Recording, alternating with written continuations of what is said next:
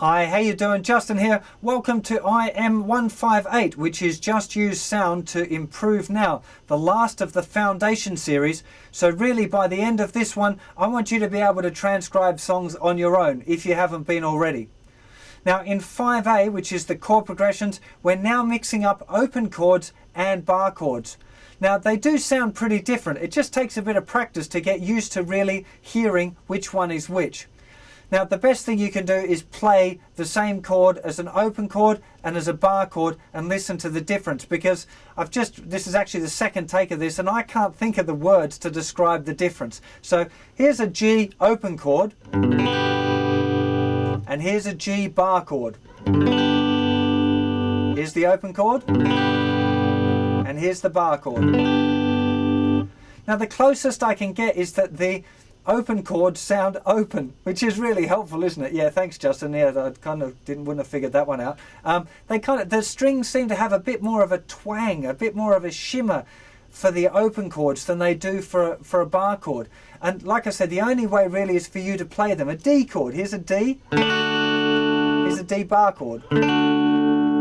Open, bar. There's a difference there. It's kind of subtle, but for me it's obvious as well. I can straight away hear, oh yeah, that's a bar chord. And the open chords have got their own kind of flavor or character or whatever to them. So it's something that I want you to learn to listen out for. And like I said, the only way to do it is for you to play the same chord open and then as a bar chord, and see if you can start to hear the difference. If you've got a jam buddy, it's a great thing to spend a bit of time working on. Get your mate to play a chord and you have to tell if it's a bar chord or if it's an open chord. It does just take a bit of practice. Now in 5B, we've got now a 12 bar solo for you to work out. It's based on the A minor pentatonic, but to make it a bit more, in inverted commas, real world, I've added a few notes in there that don't belong to the scale. So now you really have to listen for what the note is. It makes it a little bit more challenging, but I know you can do it. It really is just about keeping your ear open and making sure that when you pause after the note, because remember that's what you hopefully have been doing and you're going to do it this time. After you hear the note, you hit pause, you play the note, and you make sure that you find the right one. You can no longer rely on, oh, it's going to be one of these notes in the scale, because I'm deliberately putting in some extra notes there for you. Hopefully you'll just find it challenging, and by the end of this I really hope that you'll start trying to transcribe some songs all on your own, some solos. You know, don't pick real hard ones, pick some nice easy ones where it's not too fast, the notes are obvious and clear and not hidden by other riffs or complicated rhythm parts. You know, there are plenty around and there's plenty of suggestions if you go to the transcribing part of my website, and there will be a little transcribing course for you as well, which will be a lot more real life examples.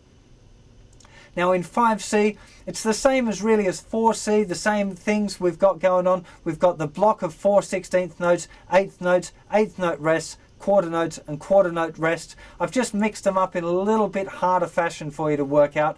Hopefully, again, if you've been doing your proper work, your proper homework on the previous exercises, you shouldn't find it too difficult, but a little bit challenging. So get in there, download that worksheet, download the MP3 files and get yourself transcribing. See you for another lesson sometime very soon. In fact, it's just your practice routine and consolidation to go.